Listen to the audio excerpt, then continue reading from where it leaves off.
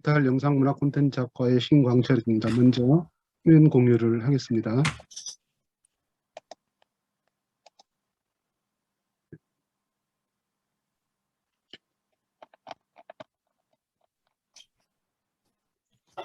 오늘 그 주제 한문고전 DB를 활용한 문화 콘텐츠 개발 방안 한국고전 종합 DB를 중심으로의 발표자로 선정이 되신 이상호 선생님은 가장 이 주제에 대한 발표에 가장 적임자이고 전문가라고 생각을 합니다.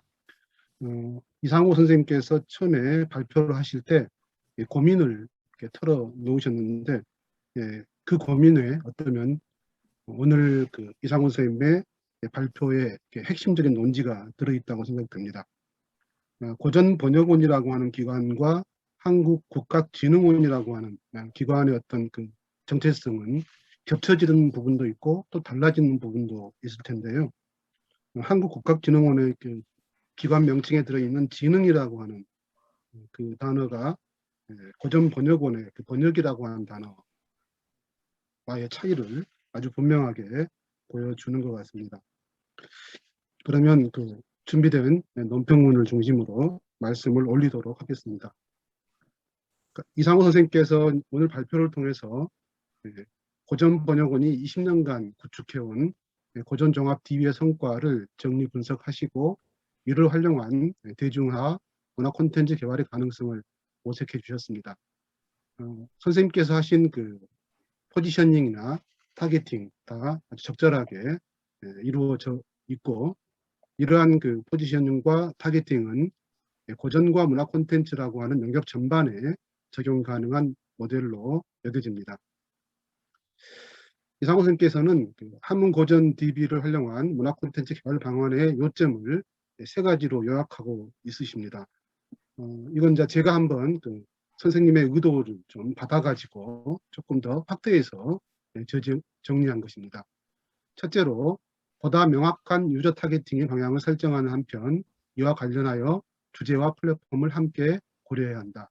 둘째로 연구와 번역의 관점을 확장해서 고전을 활용한 기획 창작에 관심이 있는 사람들에게 실질적으로 도움이 될 수 있는 디테일, 세부 정보, 활용 모델을 제시할 필요가 있다. 세 번째로 서비스의 변화와 확장을 통해 맞춤형 서비스와 다양한 연계 서비스를 함께 고민해야 한다.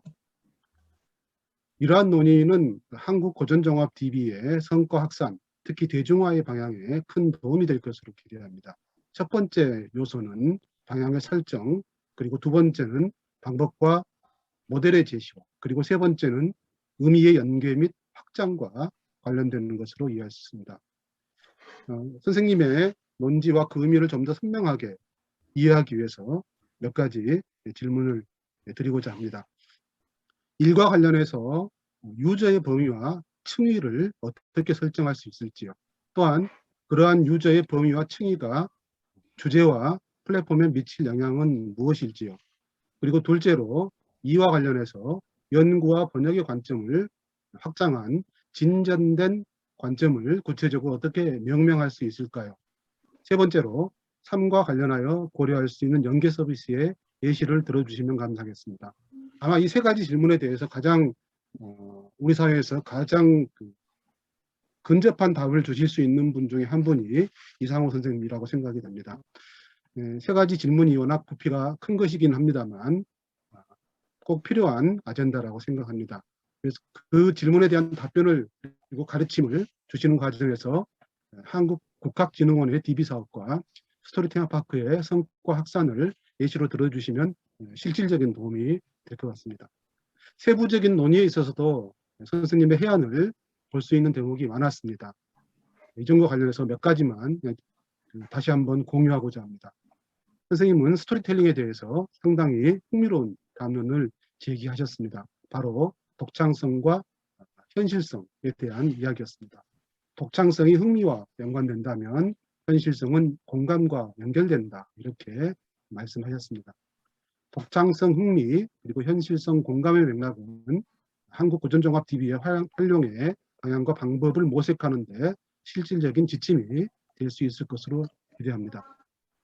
문화적 장벽을 뛰어넘기 위한 독창성과 현실성에 대한 구체적인 개념을 제시해 주시면 큰 도움이 될 것으로 보입니다. 이 대목은 아까 이상호 선생님께서 발표하실 때 상당 부분 대답을 해 주신 것으로 생각이 됩니다. 또 3장에서는 한문 고전 그리고 번역이라고 한 요소 그리고 문화적인 장벽이라고 한 요소와 관련해서 또 흥미로운 말씀을 해주고 계십니다. 그래서 번역을 넘어선 실질적인 대중화라고 한다면 바로 이 문화적 장벽을 해소해주는 작업의 영역까지 기관의 담당 업무로 받아들인다는 의미로 이해할 수 있다라고 말씀하고 계시는데요. 여기에서 말하는 문화적 장벽에 대해서 조금 더 구체적인 설명을 듣고 싶습니다. 이 부분도 아까 말씀하시면서 어느 정도는 설명하셨는데 조금 더 추가적으로 선생님의 경험과 지혜를 좀 빌고 싶은 대목이 있는데요. 스토리 테마파크의 경우 이러한 문화적 장벽 해소를 위해서 어떠한 노력을 기울여 왔고 그리고 그러한 노력의 성과와 경험을 한국고전종합 DB에 어떻게 적용할 수 있을지에 대해서 말씀해 주시면 도움이 될 것으로 기대합니다. 그리고 곧 닥치게 될 문화원형 디지털 콘텐츠와 사업과도 비교를 해주시면 감사하겠습니다. 발표자는 또한 4장에서도 흥미로운 제언을 하고 계시는데요. 그러니까 한국고전종합DB가 B2C보다는 B2B 개념으로 서비스 지향점을 만들어갈 필요가 있다라고 하는 생각을 밝혀주셨습니다. 여기에서 B와 C의 개념을 어떻게 설정할 수 있는지에 대해서 좀 더 구체적인 설명을 해주시면 도움이 될 것으로 보여집니다. 그리고 나아가 B2G의 영역으로 확대 가능성에 대해서도 말씀해 주시면 감사하겠습니다. 아까 이제 서두에 이상호 선생님께서 고민하셨던 그런 고민들이 어떤 기관 간 협력의 체계라든지 이런 부분을 통해서 서로가 서로의 강점을 공유해 줄 수 있는 그런 가능성이 있지 않을까 생각해서 이런 질문을 드려보았습니다. 이상으로 몇 가지 추가적인 물음을 제기했습니다만 이러한 물음들은 논평자가 발표자의 논지에 충분히 공감하는 위에서 그 논지를 더욱 강화하기 위한 보완적 성격이 강한 것으로 보아주시면 감사하겠습니다. 논평자는 고전 DP 구축 및 활용에 대하여 이론 및 실천의 양금을 구비하신 발표자의 논의에 깊은 공감을 표하면서 발표자의 오늘의 논의가 한국고전종합DB 활용 문화 콘텐츠 개발에 대해서 중요한 방향을 제시해 줄 것으로 기대합니다. 이상으로 논평을 마치도록 하겠습니다. 감사합니다.